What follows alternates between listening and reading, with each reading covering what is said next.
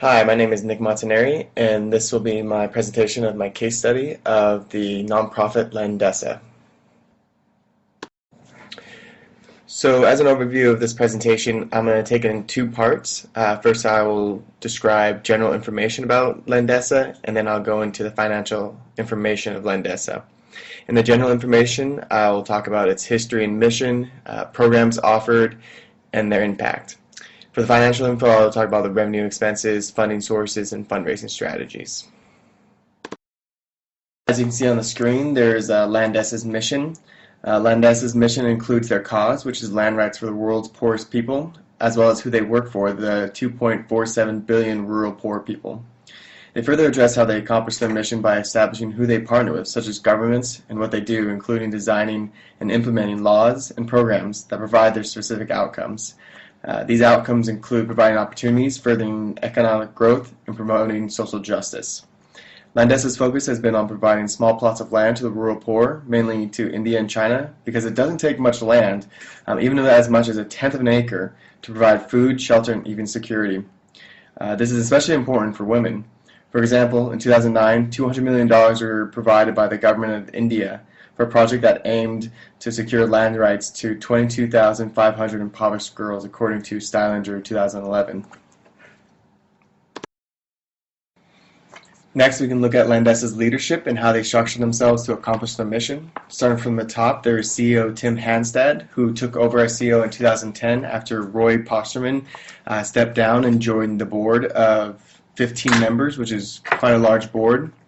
Following that upper leadership, there is the rest of the global team, which in numbers is quite small for their impact, but they include program partnerships, program management, the senior attorney, and also a special note is they have directors for China and India specifically, even though they work in many other different countries. It kind of shows their focus on these countries for their mission. Claimed to be the first non-governmental organization working with governments to promote land rights for the poor by reporter Matt Stylinger, Landesa started as the Rural Development Institute, or RDI. It was all initiated by University of Washington professor Roy Posterman, who had contributed a journal article, Land Reform in Latin America, How to Have a Revolution Without a Revolution, about land rights in Latin America, which caught the attention of the U.S. aid. At the time, the U.S. was in the middle of the Vietnam War, and Congress recruited Posterman to initiate his ideas in Vietnam. The program paid large landowners to redistribute land to 1 million tenant farmers. His plan was met with success, with rice production increasing 30% and cuts to Vietnam recruitment by 80% in the South. Additionally, 1 million Vietnamese families benefited from this pilot program. Because of this, other countries called for his help, leading to him to formally organize RDI in 1981. In the 1980s, RDI mainly worked in El Salvador and the Philippines while conducting field research in China in 1987. In El Salvador, Posterman and Hanstad advised democratic campesino organizations on land reform and titling. This resulted in bringing land rights to 49,000 families. As the 1990s came, the focus shifted to the newly established Eastern European countries following the fall of the Soviet Union. RDI worked in countries such as Albania, Bulgaria, the Ukraine, Russia, Romania, and their neighboring countries. These countries asked for their assistance with state farm reorganization, land privatization, and establishing a system for land registration. This led to 17.8 million Russian families gaining rights to land. Moving into the 2000s, Landesa continued in Eastern Europe with 3.45 million families in Ukraine gaining land rights. Also, work in China started to take away with 86 million Chinese farm families receiving land rights.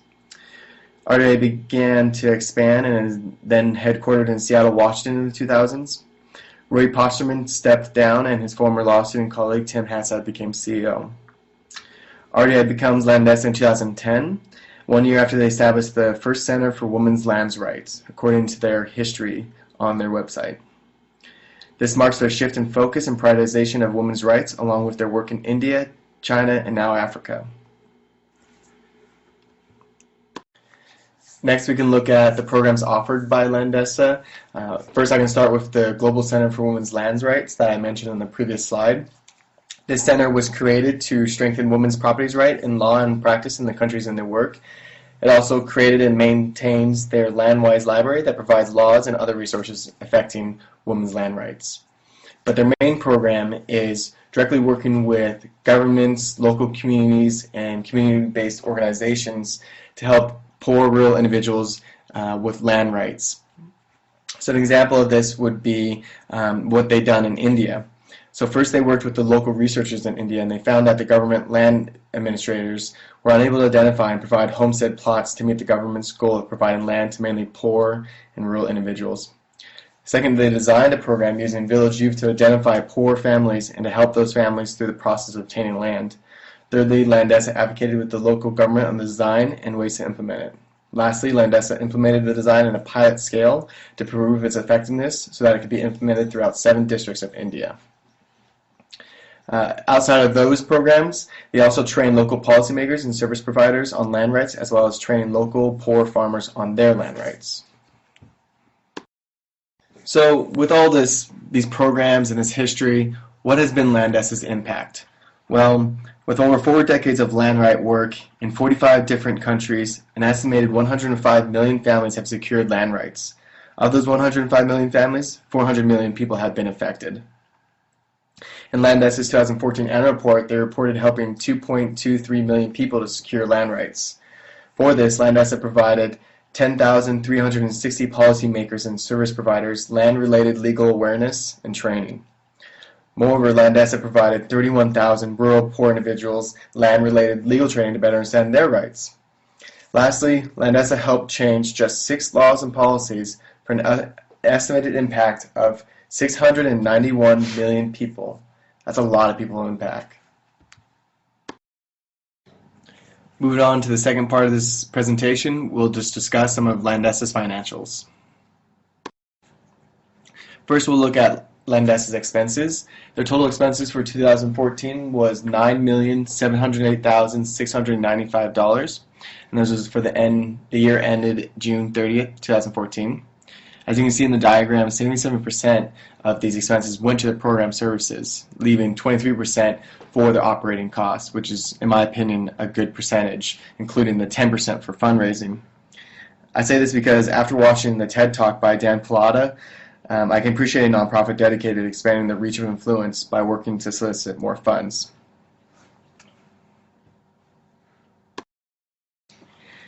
Now this slide just further explains how Landesa uses its resources by showing the different areas or programs and their use of the resources. Again, you can see how Landesa has focused its impact on China, India, and Africa, as well as their Women's Land Rights Center.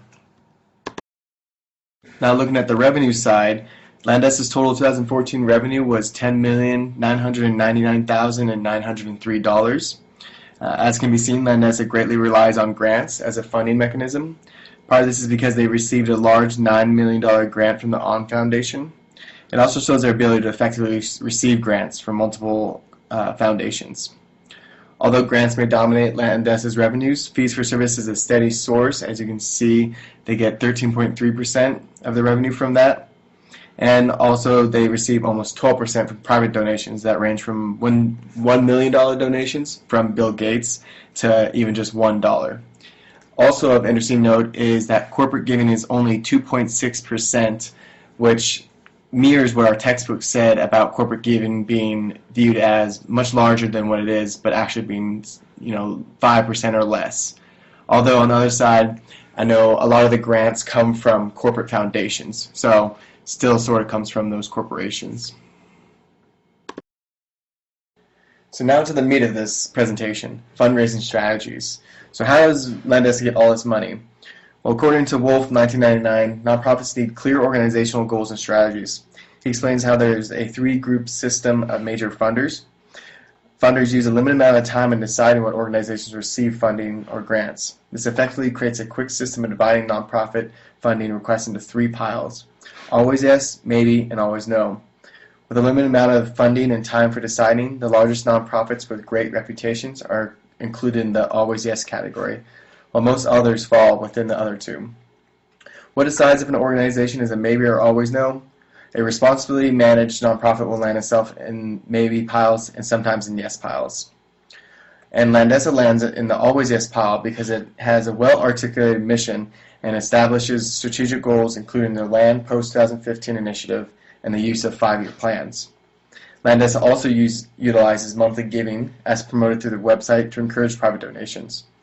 They also promote themselves through social media such as Facebook and Twitter regularly. They do a great job at relating stories to their cause, creating compelling videos, and holding events.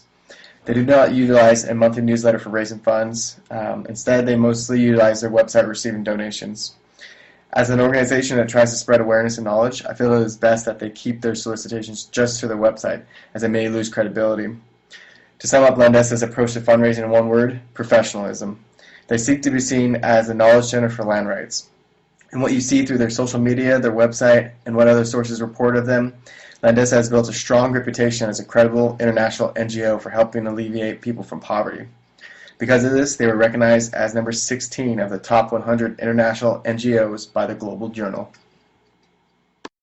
My list of references for the on-slide information and my verbal information, and all images were collected from landesa.org.